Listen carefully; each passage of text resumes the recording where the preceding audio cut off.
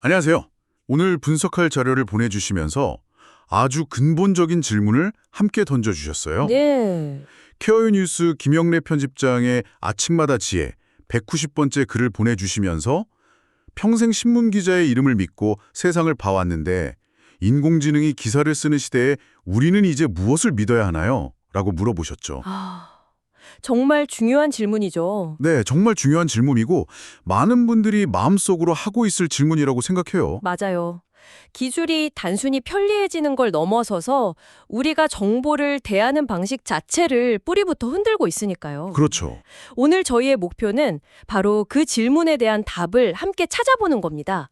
보내주신 글을 바탕으로 지금 뉴스룸이라는 그 치열한 현장에서 어떤 일이 벌어지고 있는지, 그리고 그 변화의 파도가 정보를 받아보는 우리에게 어떤 의미를 갖는지 깊이 있게 한번 파헤쳐보죠. 좋습니다.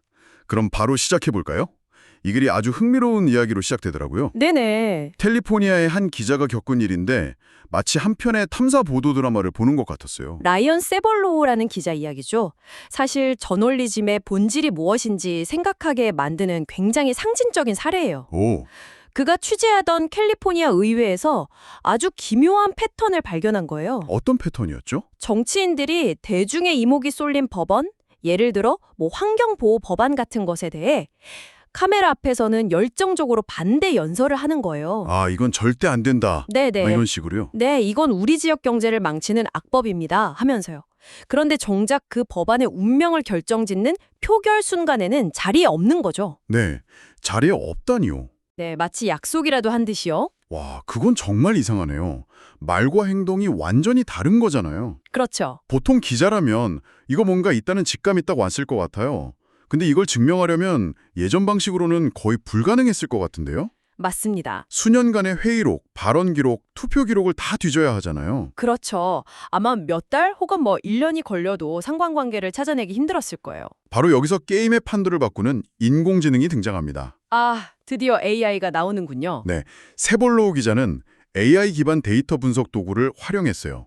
그 도구에 지난 몇 년간의 의원들 발언 기록, 모든 표결 데이터, 그리고 가장 중요한 정치 후원금 내역을 전부 입력한 거죠. 그 방대한 자료를 전부요? 결과는 어땠나요? 그냥 몇 분 만에 나왔다고 하던데요. 네, 단 몇 분 만에요. 결과는 충격적이었습니다. 충격적이요? 특정 이익단체, 예를 들어 석유화학 기업 같은 곳에서 거액의 후원금을 받은 민주당 의원들이 유독 환경법안 표결에 조직적으로 불참했다는 사실이 명확한 패턴으로 드러난 거예요. 그러니까 대중 앞에서는 지지하는 척, 반대하는 척 연기만 하고 실제로는 후원해준 이익단체의 심기를 거스르지 않기 위해서 아예 판단을 회피해버린 거군요. 바로 그겁니다. 아주 교묘한 위선이죠. 이건 정말 엄청난 발견이네요. AI가 없었다면 그냥 의심으로만 남았을 일이 구체적인 징도가 된 거군요. 네, 맞아요. 이 보도가 결국 에미상까지 받았다고 하니 그 파급력이 어느 정도였는지 짐작이 가요. 그렇죠. 세벌로우 기자가 남긴 말, 이 도구가 없었다면 절대 밝혀내지 못했을 것이다 라는 말이 정말 와닿네요. 이 사례가 보여주는 건 AI가 저널리즘의 가장 중요한 역할, 바로 권력 감시라는 기능을 이전과는 비교할 수 없을 정도로 강화시킬 수 있다는 가능성이에요. 인간의 직감과 질문에 AI의 데이터 분석 능력이 결합됐을 때 어떤 시너지가 나는지를 보여주는 완벽한 사례죠. 들어보면 정말 AI가 정의를 구현하는 슈퍼 히어로의 도구처럼 느껴지는데요. 아, 그렇죠. 그런데 모든 뉴스룸에서 이 기술을 반기고 있지만은 않을 것 같아요.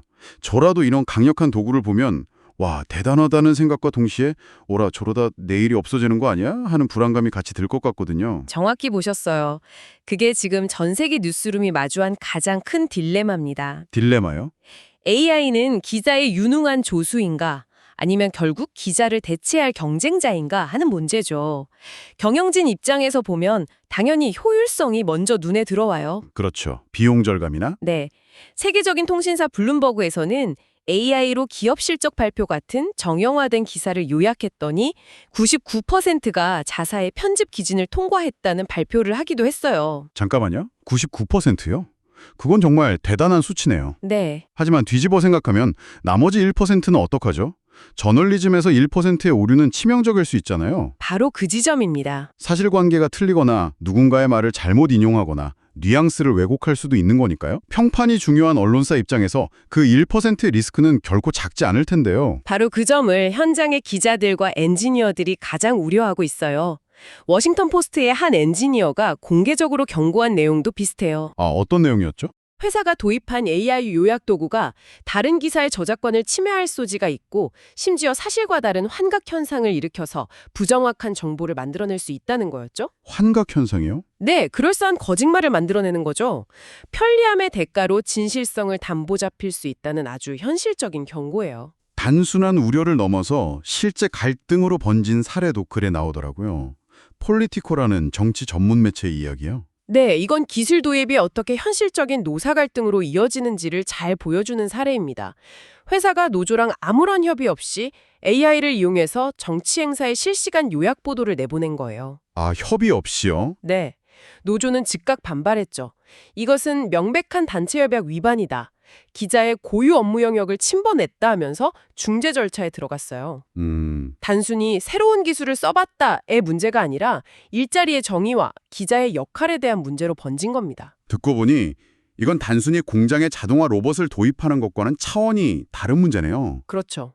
공장에서 불량품이 나오면 손실로 끝나지만 뉴스 공장에서 가짜 뉴스라는 불량품이 나오면 그건 사회 전체의 신뢰를 무너뜨리는 독이 될 수 있으니까요. 맞습니다. 그래서 이 변화가 더욱 혼란스럽게 다가오는 분들이 바로 보내주신 질문처럼 평생 신문이나 방송 뉴스라는 검증된 창구를 통해 세상을 이해해온 분들일 거예요. 네, 저도 그 부분에 정말 공감했어요. 과거에는 기자가 일종의 문지기, 게이트키퍼 역할을 했잖아요. 네, 문지기. 독자들은 그 문지기가 한번 걸러준 검증된 정보라고 믿고 받아들였고요. 그런데 지금은 문지기는 사라지고 내 스마트폰에 알고리즘이라는 보이지 않는 손이 온갖 정보를 밀어넣어주는 시대가 됐죠. 바로 그겁니다. 편집국이라는 중앙 통제 기관을 거친 정부가 아니라 개인의 과거 검색 기록, 클릭 패턴을 분석한 알고리즘이 추천하는 정보의 파도 속에서 살고 있는 거죠. 이게 양날의 검인 것 같아요. 맞아요. 양날의 검이에요. 내가 관심 있는 정보를 훨씬 빠르고 편하게 얻을 수 있다는 장점이 있지만 동시에 내가 보고 있는 정보가 과연 객관적인 사실인지 아니면 내 입맛에 맞게 교묘하게 편집된 의견인지 판단하기가 극도로 어려워졌다는 단점이 있죠. 이 뉴스는 AI가 쓴 걸까? 사람이 쓴 걸까? 혹시 내가 특정 생각에 갇히도록 유도되고 있는 건 아닐까? 이런 불안감이 생기는 건 당연한 현상인 것 같아요. 네, 당연하죠.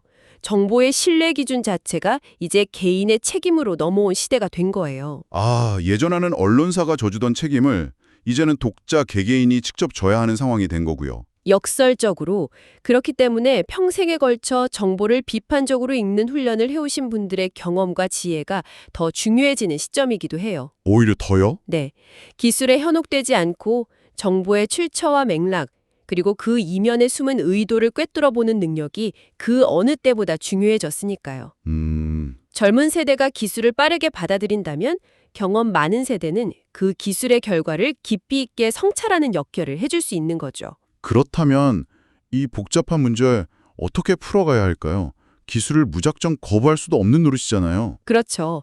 그래서도 해결책의 방향을 제시하고 있던데요. 네, 네, 핵심은 금지가 아니라 관리에 있어요. 금지가 아니라 관리요. 네, 수많은 언론사 노조들이 아주 현명하게 대처하고 있는데 AI를 쓰지 말자고 주장하는 게 아니라 AI를 어떻게 쓸 것인지에 대한 규칙을 만들자고 요구하고 있는 거예요. 오, 구체적으로 어떤 규칙들인가요? 궁금하네요. 미국의 대표적인 언론 노조인 뉴스길드가 이미 48개사에 달하는 언론사와 단체 협약을 맺고 관련 조항을 넣었어요. 벌써요? 네, 예를 들면 이런 것들입니다. 첫째, AI 생성 콘텐츠에는 사람 기자의 이름을 붙일 수 없다. 아, 책임 소재를 불명히 하는 거군요. 그렇죠.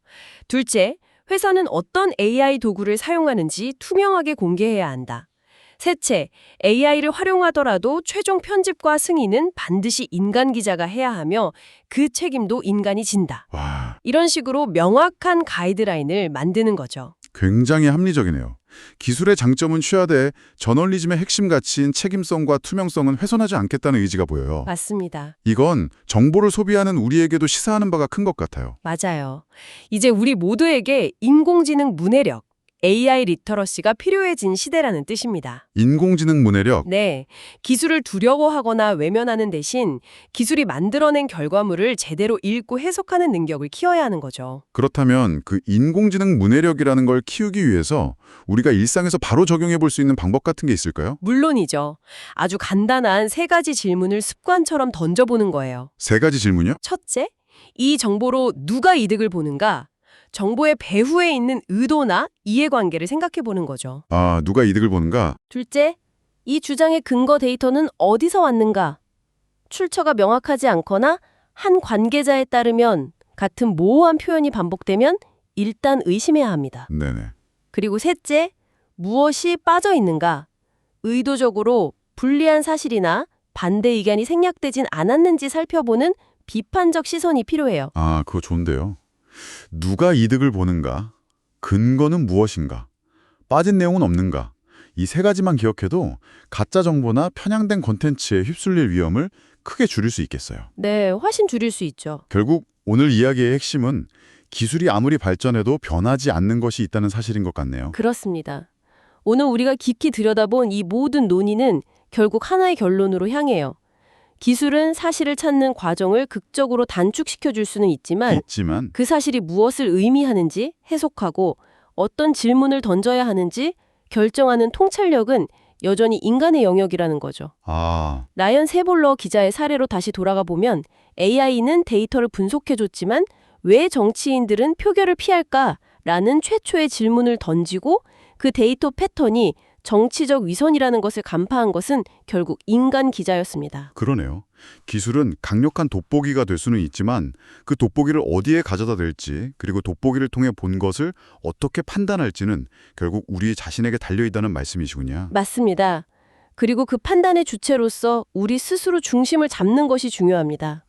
특히 보내주신 질문처럼 오랜 시간 동안 사회의 신뢰 시스템을 믿고 살아오신 분들의 경험과 지혜는 이 변화의 시대에 우리 사회 전체가 균형을 잃지 않도록 잡아주는 아주 중요한 닻이 될 수 있어요. 오늘 이야기를 나눠보니 처음에 주셨던 질문에 대한 답이 조금은 선명해지는 것 같아요. 무엇을 믿어야 하는가라는 질문에 대한 답은 특정 매체나 특정 기술이 아니라 결국 스스로의 비판적 판단을 믿어야 한다는 것이 아닐까요? 네, 바로 그겁니다. 어쩌면 우리 모두의 역할이 바뀐 건지도 모르겠습니다. 예전에는 신뢰할 수 있는 정보를 수동적으로 소비하는 독자였다면 이제는 모든 정보의 진위를 스스로 따져 묻는 능동적인 탐정이 되어야 하는 시대가 온 거죠. 아주 정확한 표현입니다. 우리는 모두 정보 탐정이 되어야 하는 시대를 살고 있습니다. 자, 그럼 마지막으로 이 질문을 던져드리며 오늘 이야기를 마무리할까 합니다. 이제 당신은 정보의 소비자가 아닌 정보 탐정이라는 새로운 역할을 부여받았습니다. 당신의 생각과 판단이라는 중심을 굳건히 지키기 위해 내일부터 당장 당신의 탐정 도구함에 추가하고 싶은 새로운 질문이나 습관은 무엇인가요?